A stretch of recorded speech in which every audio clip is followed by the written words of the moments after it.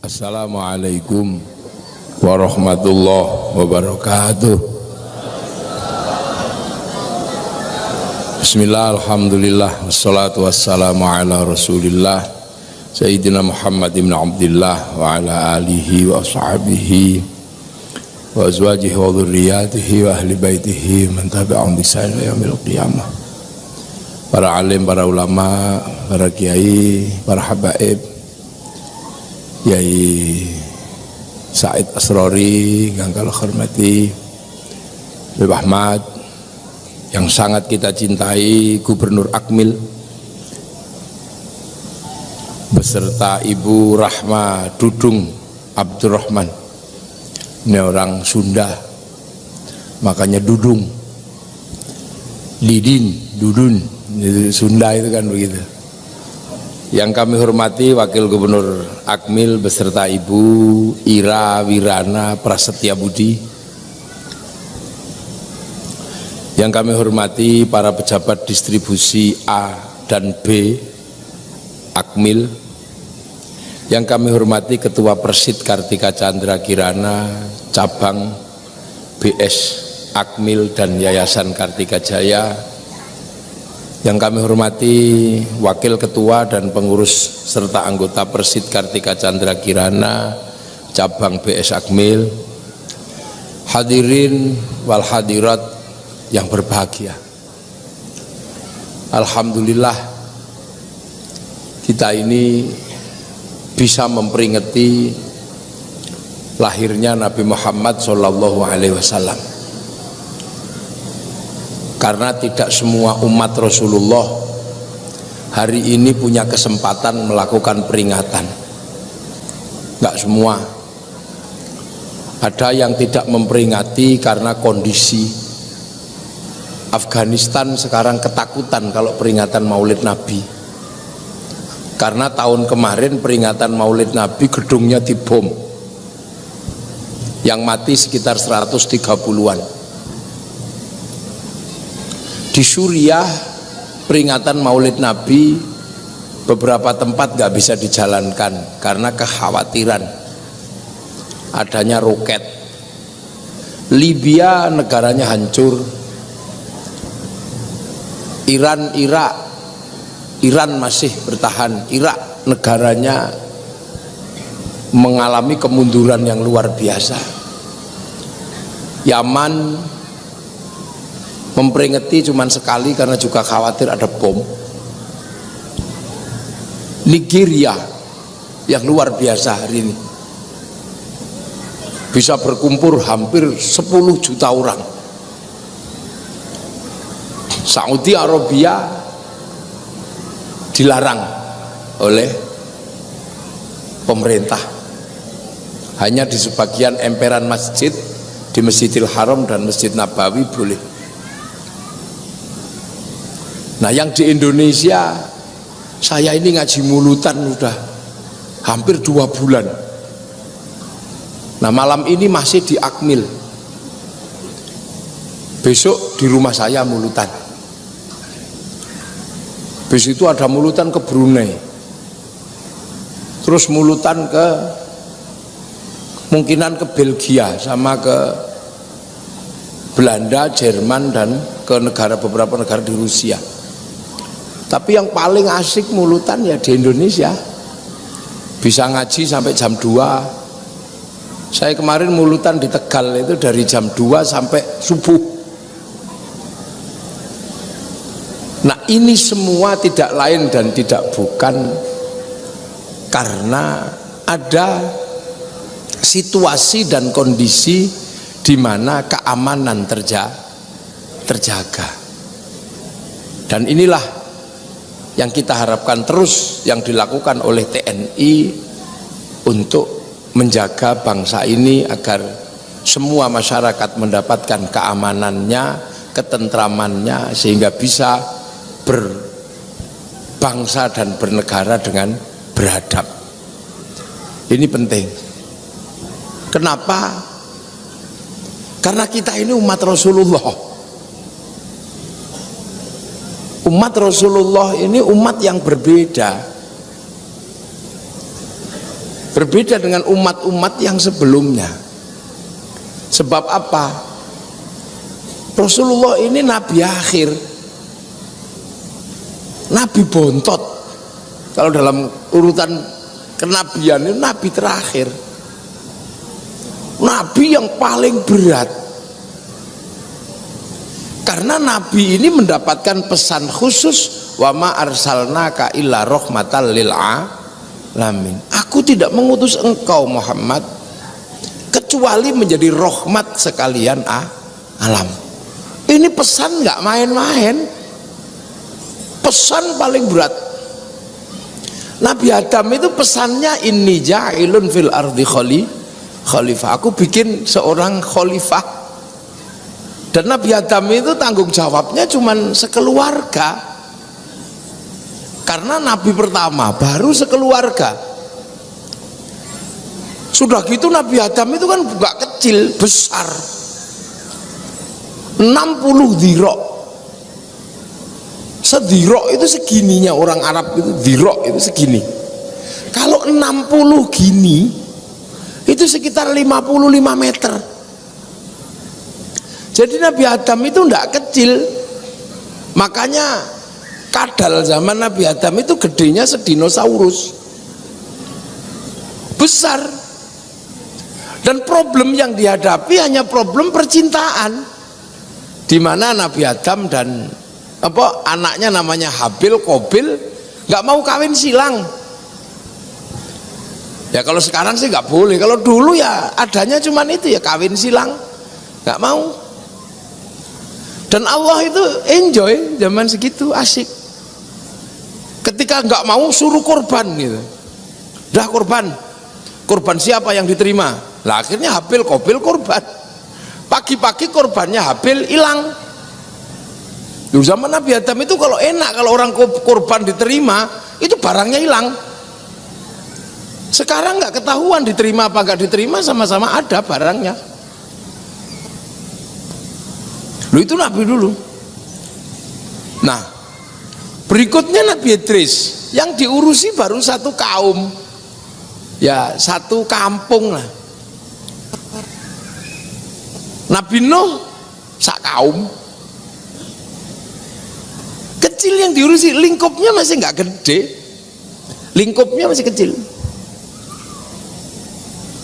Dan masalahnya hanya masalah orang nggak mau diajak sholat itu aja, nggak mau diajak bertuhan itu aja. Tapi Allah juga ekstrim, begitu nantang mati gitu. Jadi nabinya urusannya belum banyak, Allah ekstrim, nantang mati udah. Nabi Ibrahim itu baru satu negara tanggungannya, ngurusin Namrud. Begitu Namrud nggak mau ikut, mati. Makan nyamuk satu kerdus, kena cikungunya semua, mati. Jadi yang namanya Nabi dan Tuhan itu nyata di depan mata. Nabi Musa, umatnya baru satu negara, mainnya juga belum jauh, baru antara Filistin sama Mesir. Belum ada umat Nabi Musa main sampai Magelang, itu belum ada.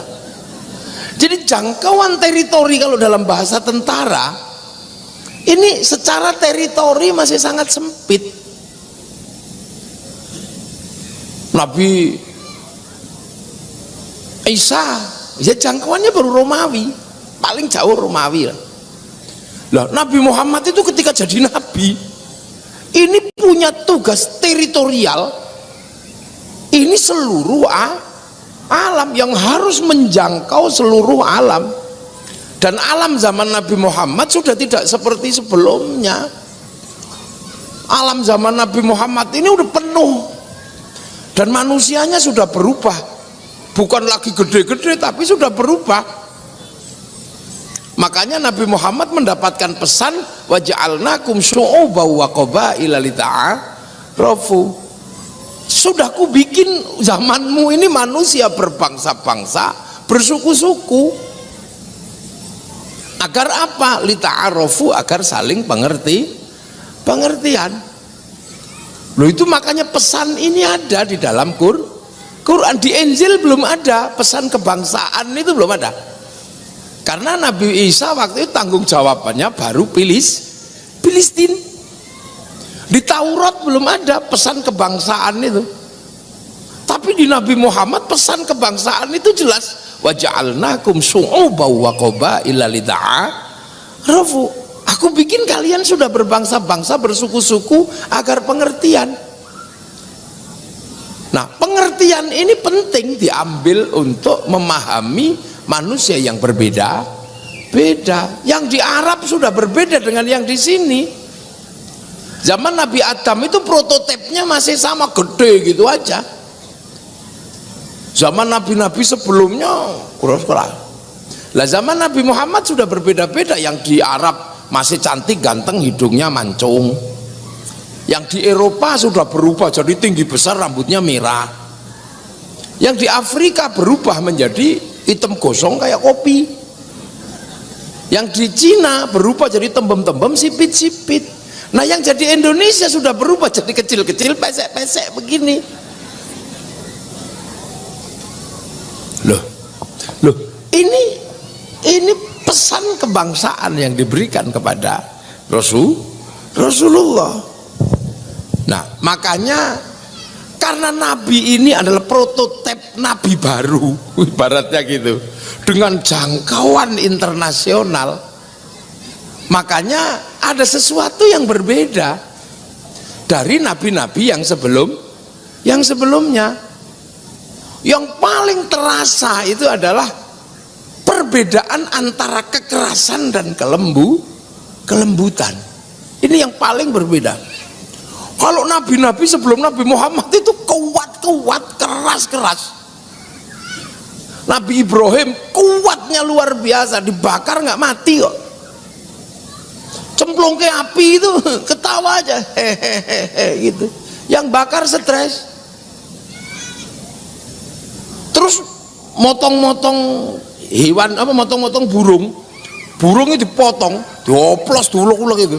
Begitu Nabi Ibrahim ding, terbang lagi burung itu jadi 4 lagi.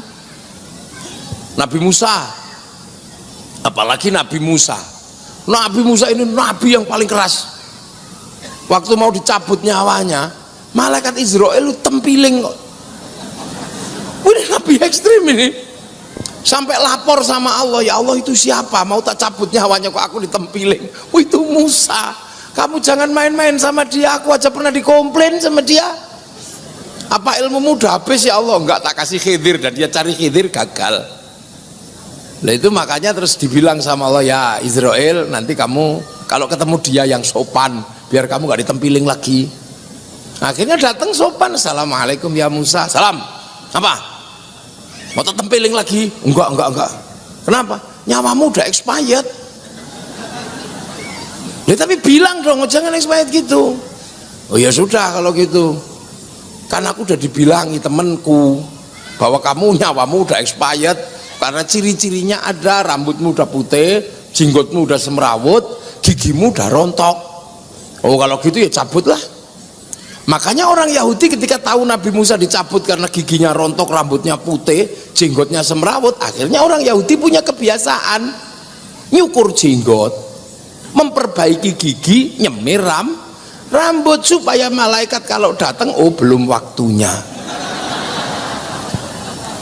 Inilah yang menyebabkan sampai di zaman Rasulullah orang Yahudi itu tidak berjenggot agar tidak keliru membedakan Yahudi dan Islam, maka yang Islam disuruh berjenggot. Jadi urusannya itu untuk membedakan diri dengan orang Yahudi.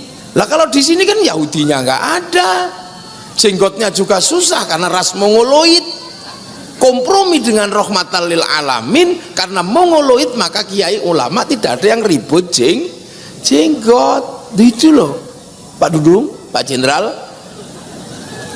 Jadi ini, maka yang sabar aja, nanti tak jelaskan semuanya sampai jam 1 lah. Nggak apa-apa. Biar nggak, karena ini tentara soalnya. Soalnya tentara itu kalau sampai salah paham bahaya. Karena pegangnya bedil. Santri salah paham nggak masalah, pegangnya tasbih. Paling orang dipukul tasbih yang berindul gitu, dolannya bedil keliru, dor gitu, nggak bisa di replay. Nah itu, nah keras Nabi Musa itu, jenggotnya Fir'aun itu dipegang, itu separuh putih separuh hitam, tangan masuk saku, keluar jadi listrik. Jadi di sini listrik mati, Nabi Musa ini terang itu semegelang, tongkatnya dilempar jadi barongsai. Itu Nabi Musa pukulkan laut itu jadi jalan tol. Makanya waktu saya di istana saya jelaskan, kalau Pak Jokowi seandainya punya tongkat Nabi Musa, nggak susah-susah bangun tol, pukul aja cuk gitu, Anyer Penarukan lewat. Loh, ya.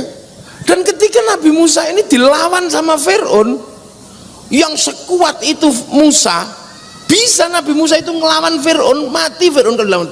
Tapi gitu-gitu juga masih Allah turun tangan langsung kelep gitu. Jadi Allah juga masih ekstrim zaman segitu.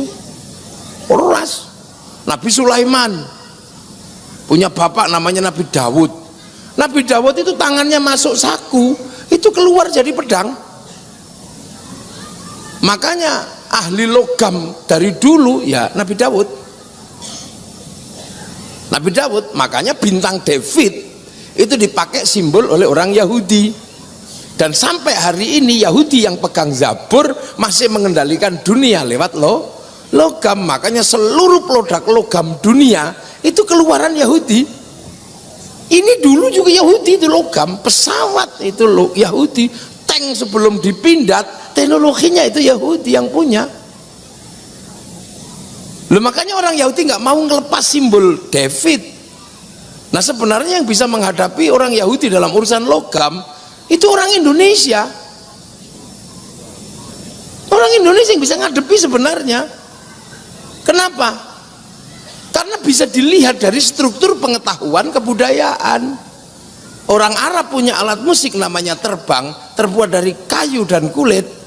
Orang Eropa punya musik namanya gitar, terbuat dari kayu dan tali. Tapi orang Nusantara terutama di Jawa punya alat musik namanya gamelan.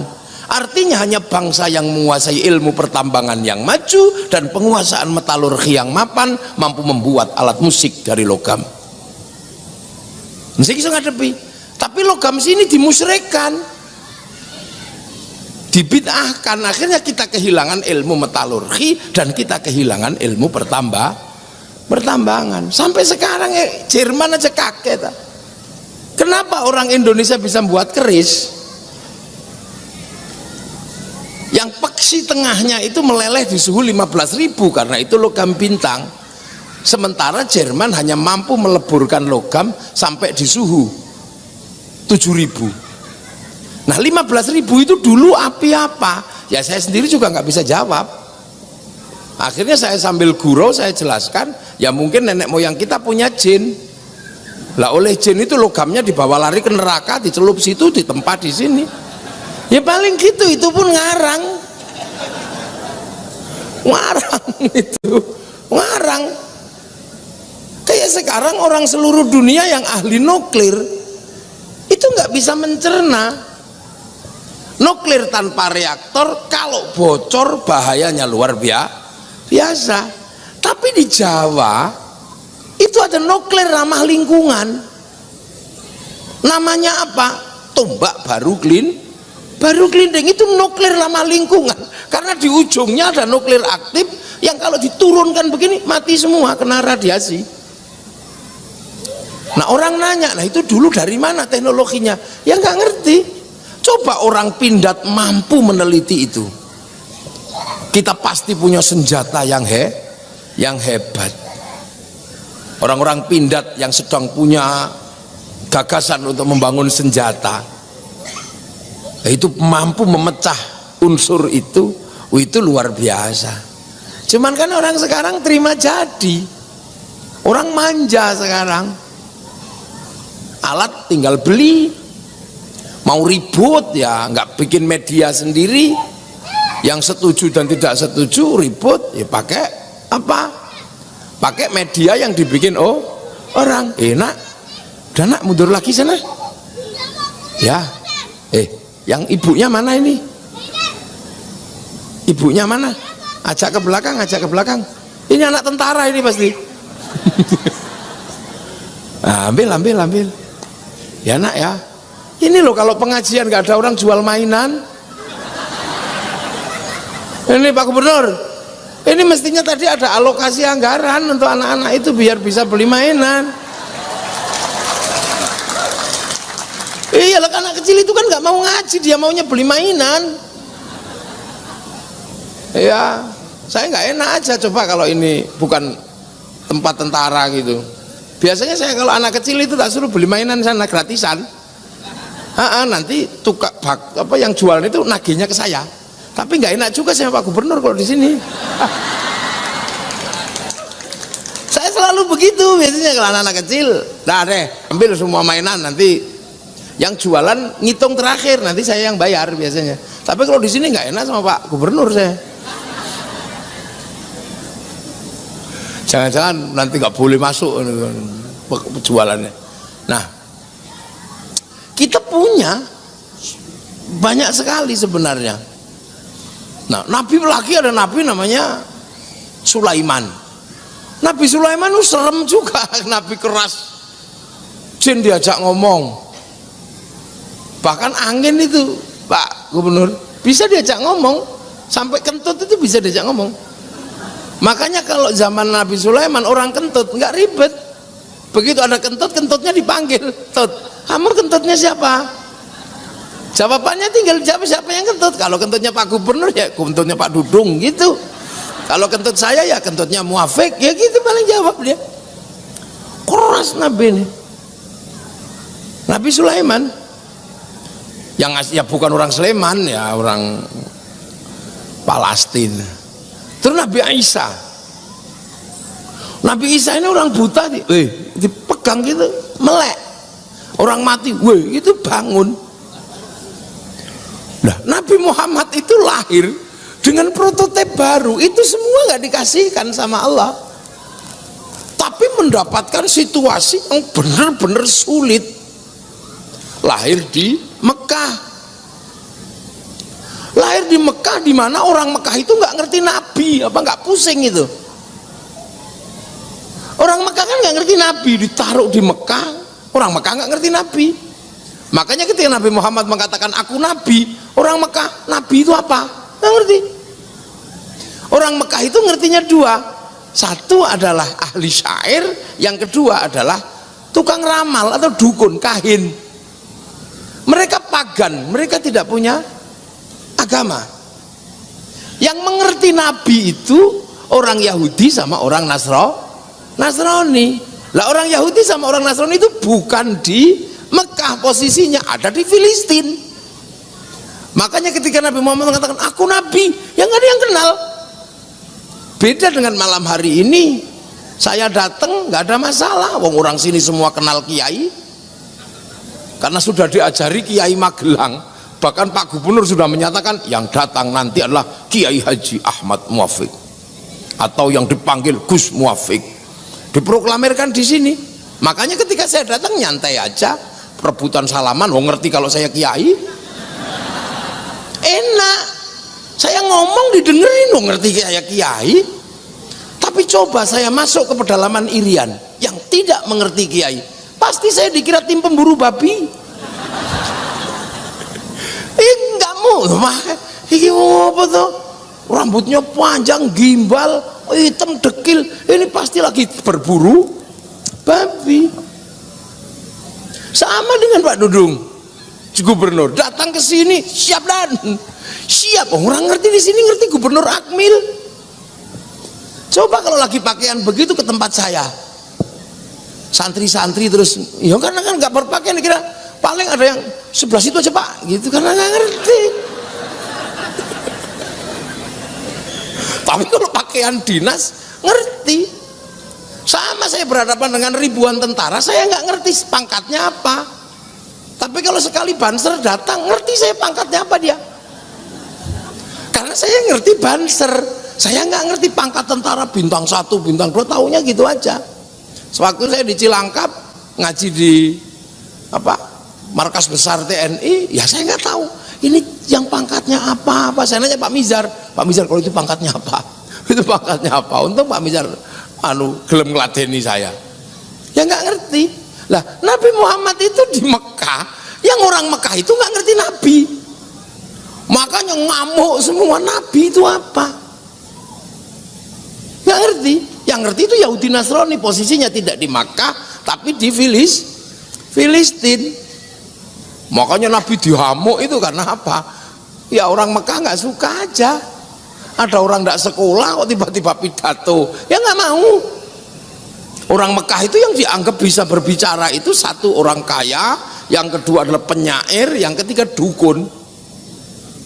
Maka ketika Nabi nggak sekolah, nggak bisa baca, kan orang Mekah tahu Nabi Muhammad itu kecilnya ikut kakeknya, ibunya meninggal, terus ikut kakek, namanya juga orang ikut kakek itu kan pasti nggak kaurus. Ya dimanapun nggak usah lah kakek itu suka sok-sokan. Anak jangan dititipkan ke kakeknya sama neneknya, pasti nggak kaurus. Dan Nabi Muhammad dititipkan ke Abdul Muthalib, nggak keurus, dekil gitu pastinya. Kenapa? Karena kakek itu terlalu sayang sama cucu. Sudah, kayak nggak mandi ya, nggak apa-apa gitu. Lu itu kakek, dimanapun sudah deh, sampai tanya aja. Kakek itu bukannya nggak mau ngurus, tapi karena nggak bisa sama cucunya itu. Kayak nggak sekolah ya, ya gitu. Wong kakek itu saking sayangnya sama cucu. Saya punya pengalaman.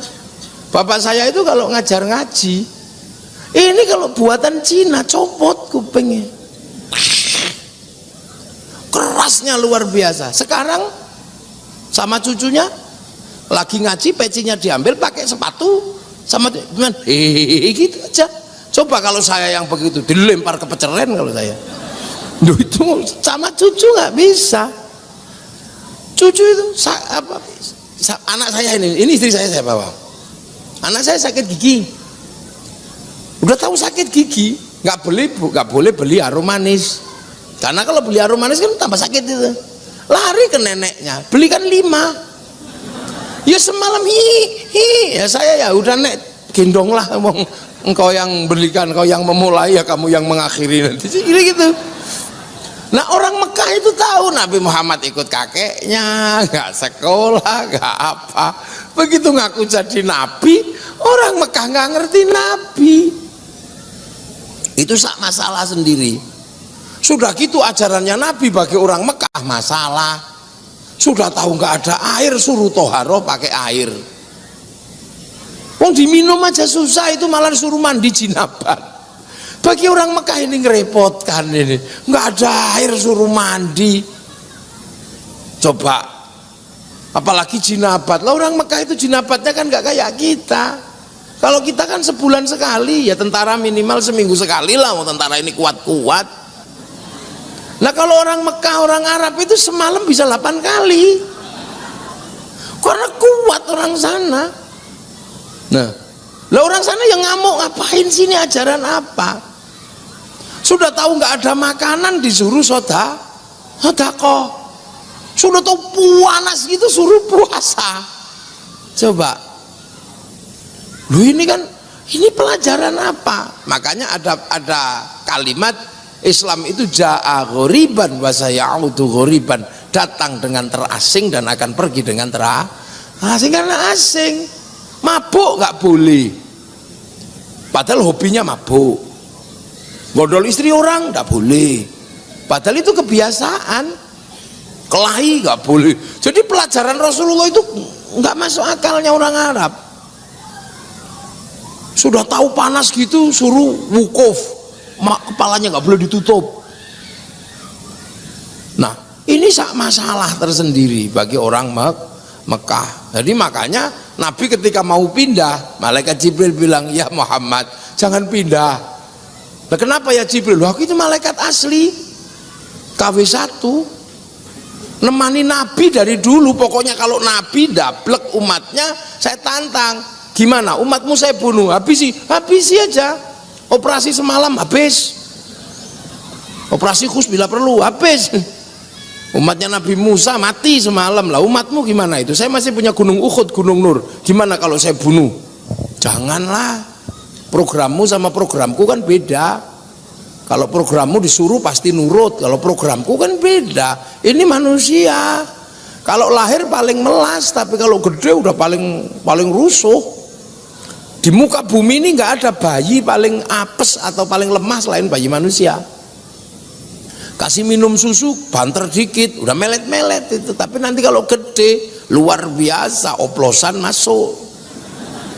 Kecil dikasih makan pisang gitu, nanti kalau udah gede aspal masuk itu.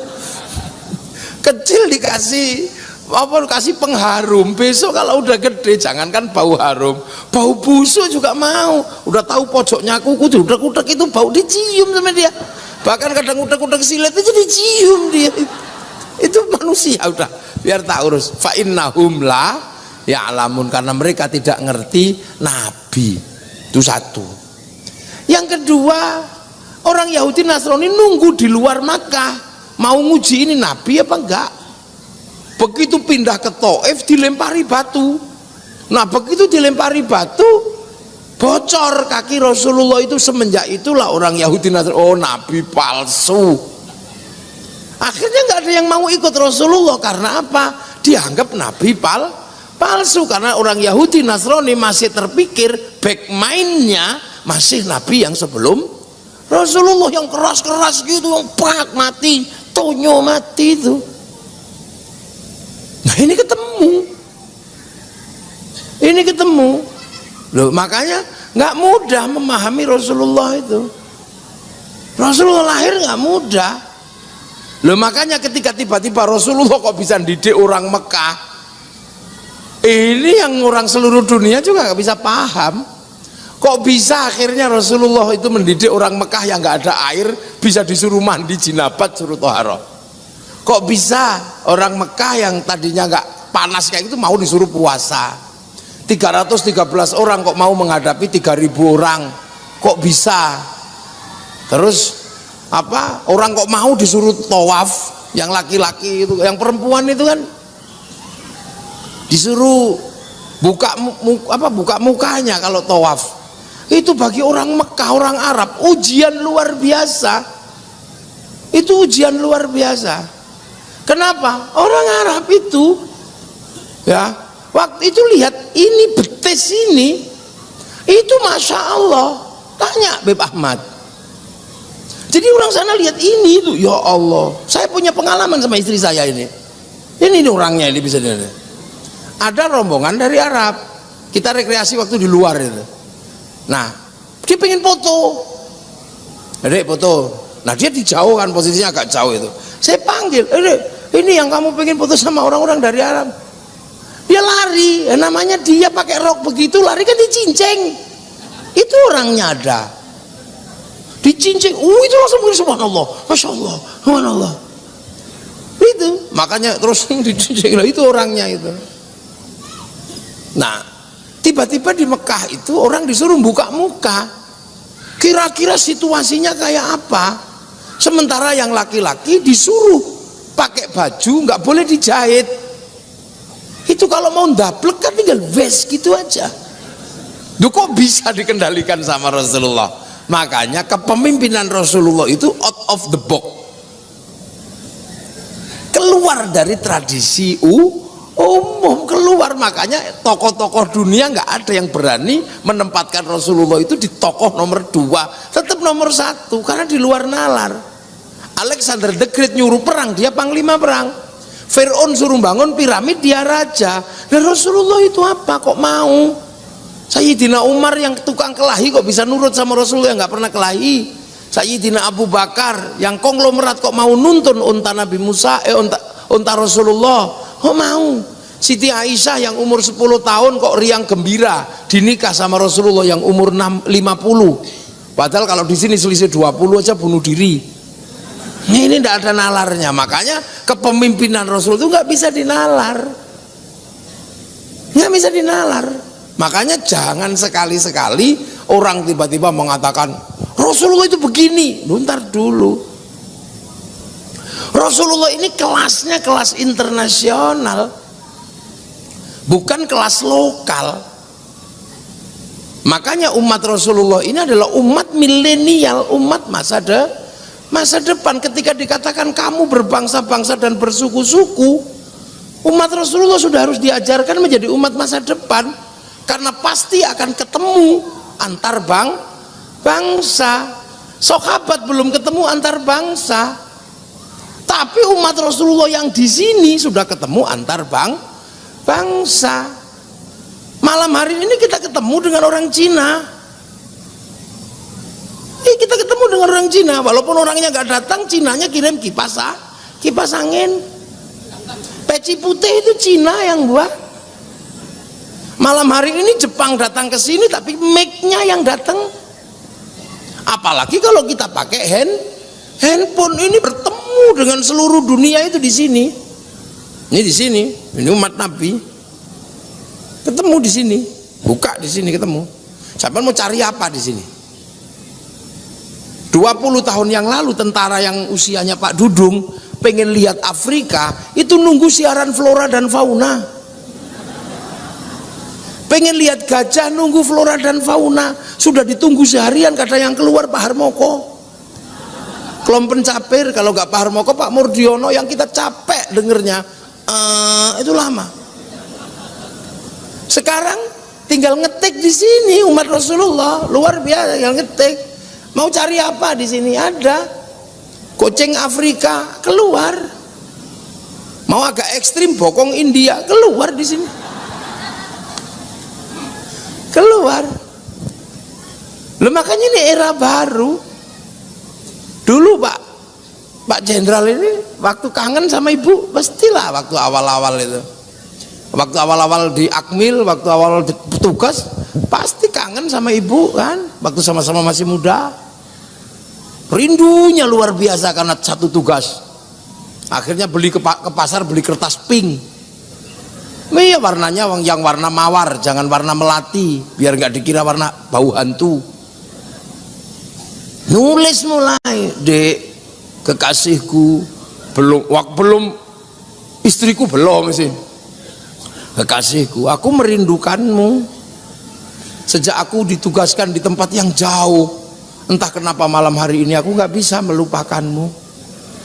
Wajahmu selalu menghiasi mimpiku dan pelupuk mataku.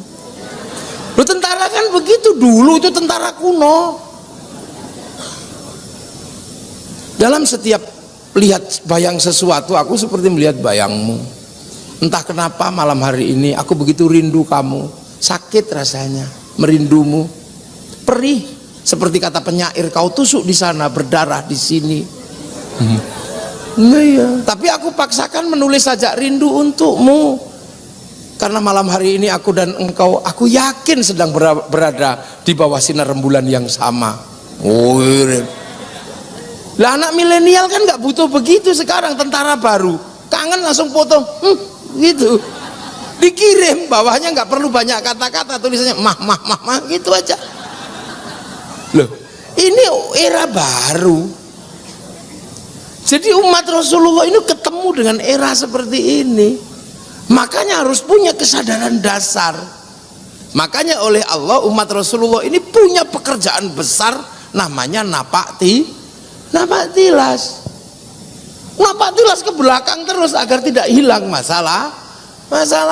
Kita disuruh sholat setiap hari ngadep kiblat untuk tidak lupa bahwa kita sesungguhnya adalah alien, karena kiblat itu adalah tanda pertama di muka bumi buat manusia ketika turun ke bumi, yang disebut inna awwala baiti wudi'a lin-nasi lalladzi bi Bakkah mubarakah. Makanya kalau kita ingat ke sini pasti nggak lupa. Yang kedua, kita disuruh haji. Puncaknya apa? Nengok Jabal Rahmah. Jabal Rahmah itu tugu cintanya Nabi Adam dan Siti Hawa. Jadi Nabi Adam dan Siti Hawa itu turunnya dipisah. Nabi Adam turun dulu, rindu selama 200 tahun, akhirnya ketemu sama Siti Hawa. Pertemuan itu dibikinkan tugu, dan dari situlah manusia beranak beranak pinak, maka umat Nabi Muhammad tidak boleh lupa tengok Jabal Rahmah agar tahu bahwa perbedaan hari ini dulunya adalah satu bapak, satu ibu. Makanya ada istilah yang sering disampaikan Kiai Said Asrori dengan istilah ukhuwah basyariyah, persaudaraan sesama manusia. Dan persaudaraan itu kita harus tahu, mau jadi Arab ya dulunya dari sana. Kita pengertian aja orang Arab, kenapa cantik ganteng ya kita pengertian lah, karena di sana nggak ada air, makanya dibikin cantik ganteng biar kalau nggak mandi tetap cantik, tetap ganteng. Nah kalau udah jelek-jelek kayak kita ini nggak ada mandi ya tambah jelek, makanya kita ditempatkan di tempat yang banyak air. Orang Eropa kenapa tinggi besar rambutnya merah lah, karena ada musim dingin.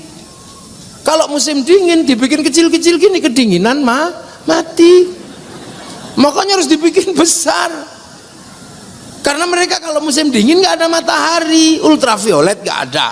Akhirnya dia pergi ke negara yang masih ada matahari. Larilah mereka ke Indonesia. Untuk apa? Berjemur di pantai-pantai Indonesia. Makanya itu bukan pornografi, itu berjemur. Kita aja yang kadang ngeres. Makanya siapapun nanti di sini dari Akmil ada yang jadi pemimpin di Indonesia, jangan bikin perda syariat turis masuk ke Indonesia harus pakai jilbab, nggak usah bikin itu. Karena kita harus mengemban pengertian bahwa mereka memang butuh matahari ke sini, kasih pulau satu, biar dia di situ kayak Bali. Kalau kita nggak tahan ya jangan ke sana. Nanti kita malah nganggapnya porno. Orang Eropa kalau musim dingin nggak punya daun, seluruh daunnya rontok di musim gugur. Yang tidak rontok cuman cemara. Makanya hari raya Natal di bulan Desember yang dihias itu daun cemara, karena daun itu aja yang tidak rontok. Makanya jangan kemudian menganggap daun cemara adalah daun paling hebat, ya enggak, ya itu aja nggak rontok di musim gugur. Seandainya Natal kok asli Magelang, bisa daun jambu, bisa daun mangga. Makanya kaum muslimin nggak usah emosi. Jangan kau tanam cemara di depan masjid kami, itu pohon Kristen. Semenjak kapan pohon punya agama? Nalar-nalar itu umat Rasulullah. Afrika dibikin hitam gosong ya karena ada singa. Kalau dibikin putih kayak Pak Dudung dikejar singa nggak bisa lari. Nah kalau dibikin hitam kayak saya gini langsung tengkurap udah nggak ketahuan. Cina kenapa tembem sipit? Karena musim dingin, salju turun, mataharinya keluar, silaunya luar biasa gini begini. Lah yang Indonesia kenapa kecil-kecil pesek-pesek? Nggak ada masalah bagi kita, karena Allah menempatkan kita di buminya yang paling indah, namanya Indonesia. Nggak ada. Nah itu makanya negeri ini adalah negeri yang selalu diimpikan semua orang. Kita nggak bisa bayangkan, dan kita ini punya, alhamdulillah ditempatkan di Indonesia. Nah itu ini tugas Rasulullah itu menjadi berbeda-beda. Nah sejarah berikutnya dikendalikan oleh siapa? Oleh Nabi Ibrahim. Setelah Nabi Adam, sejarah berikutnya Nabi Ibrahim. Karena apa? Nabi Ibrahim menemukan jejaknya Nabi Adam, petilasannya Nabi Adam ditemukan di situ. Dengan doa Rabbana ini askantu min dzurriyyati biwatin ghairi dzi zar'in 'inda baitikal muharram Rabbana liyuqimus sholata waj'al afidatan minan nasi tahwi ilaihim warzuqhum minats tsamarati la'allahum yashkurun. Loh makanya Nabi Ibrahim itu dikenal oleh semua agama karena Nabi Ibrahim menemukan jejaknya Nabi Adam. Cuman cara mengenal bahasanya beda-beda.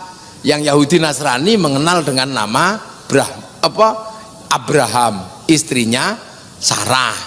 Yang Islam mengenal dengan nama Ibrahim, istrinya Sarah. Nah yang Hindu mengenal dengan sebutan Brahma, istrinya Saraswati. Lu Saraswati. Kenapa Saraswati? Karena bahasa Sanskerta. Kalau perempuan ada watinya, Mega Wati, Fatma Wati. Nah kalau di sini disebut Siti.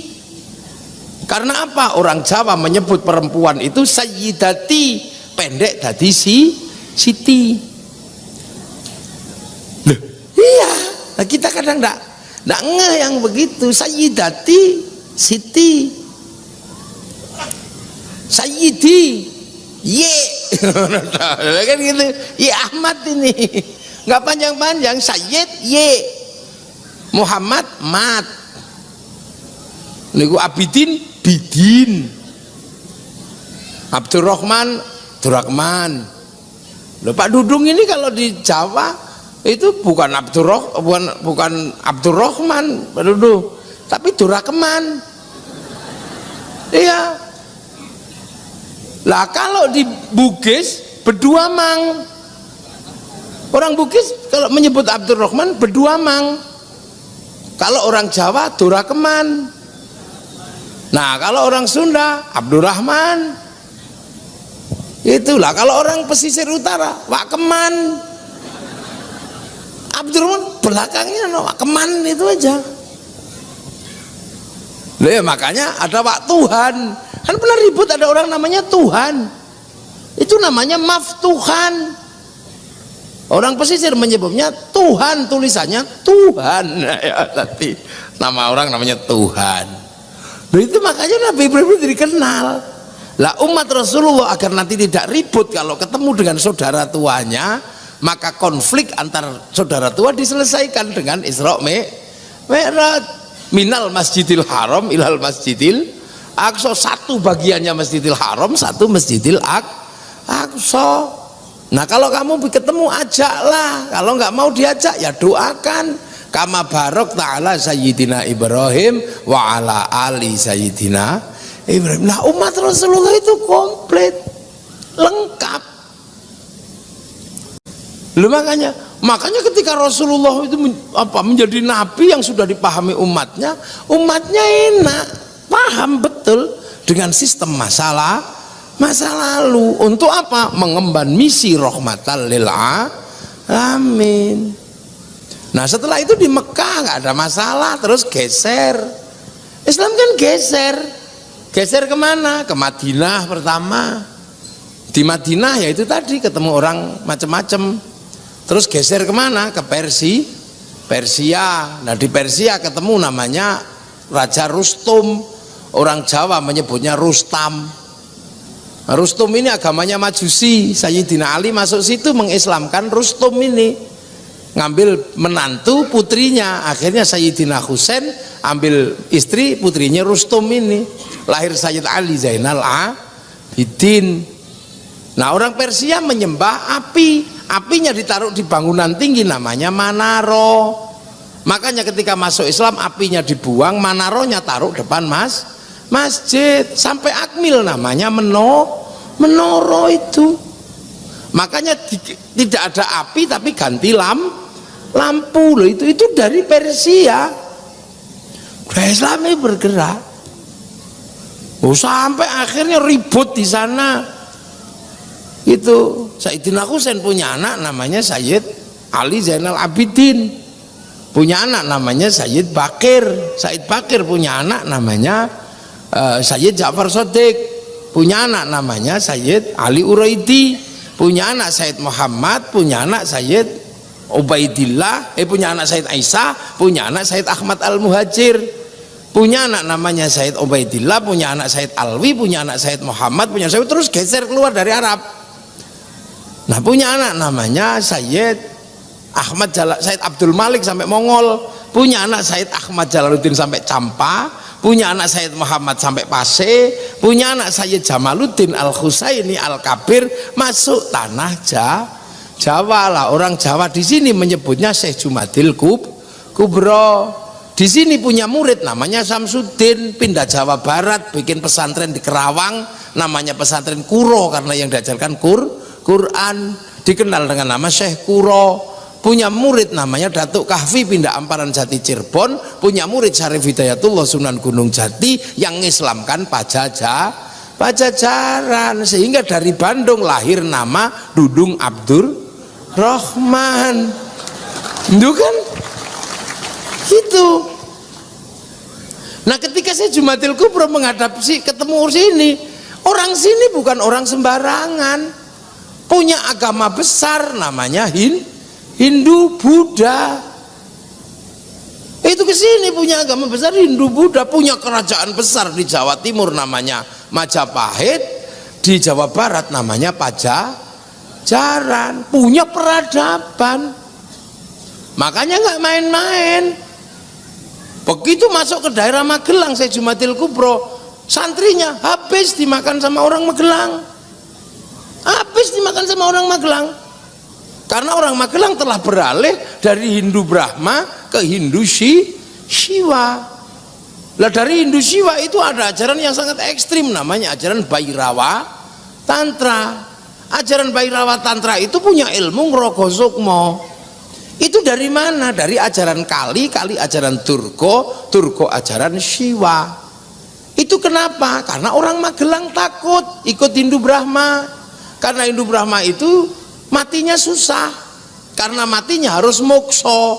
Mokso itu hilang raga sukmanya. Supaya hilang raga sukmanya, orang Hindu diajarkan namanya Upanishad, menghilangkan jati diri, kebumian menjadi manusia dengan watak seperti bumi, upawasa, nggak makan, nggak minum, nggak menyentuh perempuan. Makanya Islam ketika mengajarkan nggak makan, nggak minum, nggak menyentuh perempuan namanya Syahrul-Siam, kok kayak upawasa. Maka orang Jawa menyebutnya bulan puasa.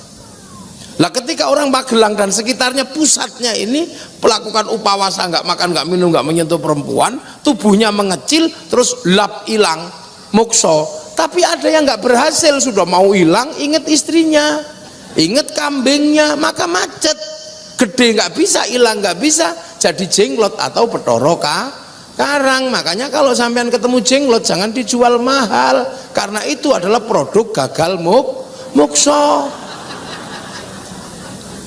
Akhirnya di Magelang dan sekitarnya tumbuh ajaran yang tidak mokso karena takut gagal, lahirlah ajaran Bhairava Tantra yang mengajarkan Ngrogo Sukmo. Supaya bisa Ngrogo Sukmo melakukan upacara pancamakara, laki perempuan telanjang semua melakukan hubungan seks bebas untuk memenuhi syahwat bawah pusar. Supaya perutnya tenang, kasih makan segalanya, ada tumpeng, ada apa. Supaya pikirannya tenang, nggak terganggu, minum arak. Supaya nanti kalau sukmanya pergi, tubuhnya tidak bergerak, makan daging manusia. Akhirnya sukmanya pergi, orang Magelang punya ilmu baru. Begitu sukma pergi diajak nyuri, namanya ngepet. Sukma pergi diajak bunuh orang, namanya santet. Sukma pergi diajak nyenengi perempuan, namanya pelet. Lahirlah di Magelang ini santet, pelet, ngepet.